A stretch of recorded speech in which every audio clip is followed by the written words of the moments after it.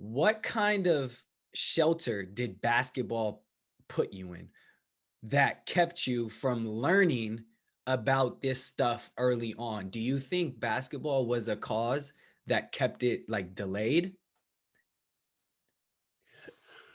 If I could go back, I probably would have never played, to be honest Mm, with you. that's what I needed. I wanted to hear something like that. Okay. Okay. Yeah. The reason why is because when I first started working for Wells Fargo, right, I had a an assistant manager there who was when I got there, I was what, 27, 27, 28 or whatever. So um she was 26, right? And she was making the transition into running her own branch, like being a branch manager. Oh shit. And I asked her, and she was from the Philippines, right? And I was just like, damn, like what? Because what brought you out here? And she's like, oh, I came out here to go to nursing school. She was like, and then I got this job at Wells Fargo as a part-time job, and I just stayed. And I say that to say, I feel like basketball kind of by the time I graduated high school, but by the time I finished college, it was just like, okay, now what? Like, what do I do now? What like where do I go from here? You know what I mean? I go get a job. It's gonna be entry level. I'm gonna have to intern. I tried coaching at the collegiate level. It's like I can't afford to pay my dues right now. I need to make money. It's expensive as hell living in California, like we all know. But I just feel like it was a distraction in a way. Like it took me longer to feel the real world because I Hmm. was so wrapped up in the basketball world. Yes. You know what I mean? Absolutely. So that's why when it comes to my son, everybody's like, "Oh, why don't you make him play basketball?" It's like, well, if he doesn't want to, my son is telling me he'd rather be a scientist. So shit. Hey, I'm more like fuck basketball. Let's Yeah. work. Let's focus on that. You know what I mean? But Yeah. I just feel like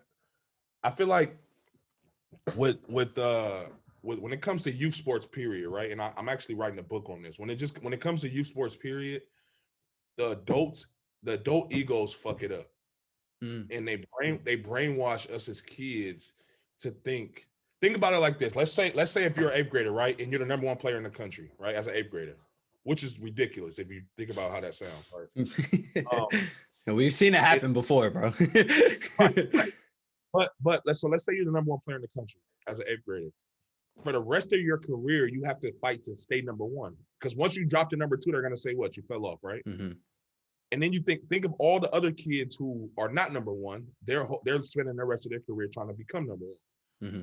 And I don't think we understand how much of a strain that has on everybody's mental health when it comes to sports. And I don't think that's talked about enough. And which is Hmm. what my book is targeting, because as kids, man, I devoted my whole life to basketball, and I started to feel like I wasn't getting anything back from Yeah, bro. Damn, bro. I needed this interview a long time ago. it. Nah, bro. You're like 100% right, man. It's draining, and not the fact to mention, like at an eighth grade level, your brain is just not there to handle that much capacity. So We should you're be being kids, bro. We should be Yeah, we being should kids. be kids. Like, and that's why I had asked the question, did you ever feel pressured into it? Now, okay, for me, it was like, yeah, I felt a little pressure from my dad, Uh, but there's also external sources, right? Like, I went to Willard, like I was the guy at Willard. Like, so now I got the AD wanting me to play every other sport.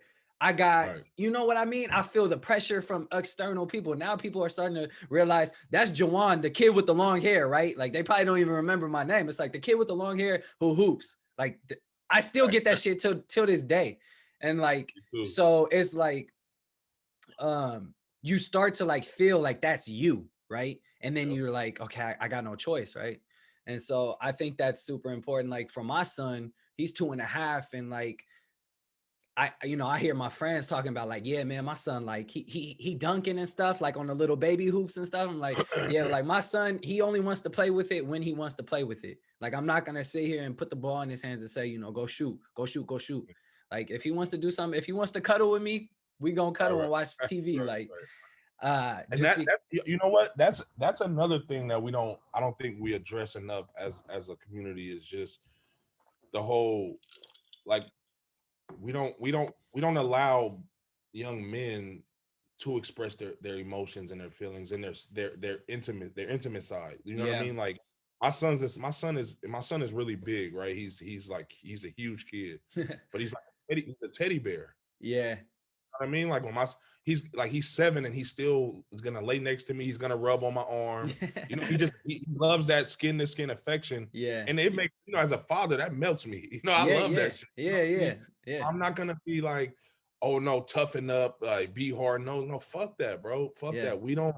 I refuse to raise my son to society standards, bro. I refuse it. I Yeah. refuse it because I know what that did to me. I know the like when I wanted to cry and I had to hold that shit back, it just made it worse. Like, don't You cry. know Don't what I mean? cry. I'm gonna slap you, nigga. Yeah, Like, exactly. For yeah. real though. That shit is So traumatizing. it is, bro. It is, and I love that you said that because I feel like our generation as fathers, bro, like we're switching the narrative. You know what I mean? Like my son, people don't understand how. I don't mean to go on this little rant, but people don't understand how important it is just to let people express themselves in any way they want to. You know what I mean? Because when you feel suppressed and you feel like there's been multiple times in my life where I felt like I didn't have a voice. You know what I Mm. mean? As intelligent as I felt like I was and everything, but I just felt like I couldn't be myself because everybody would look at me differently. And that's what I love about my podcast is because I get to open up and tell my story. And I haven't done my interview yet because I'm like trying to do a big project around it. But when I do open up and kind of talk about myself and when I'm relating to with somebody on the show, I really try to pinpoint that the fact that I, nobody's gonna silence me ever again. I refuse it. You know what I mean? I don't care what you think about me. I don't care how it feels. I'm gonna always be respectful, but I'm gonna live in my truth. You know what I mean? I have to because ultimately that's gonna make me feel the best internally, which it makes me externally be a better person. Yes. Yeah. Nah, I feel it, bro. That's real. That's real. And I think more people actually need to be open to expressing their feelings. Right.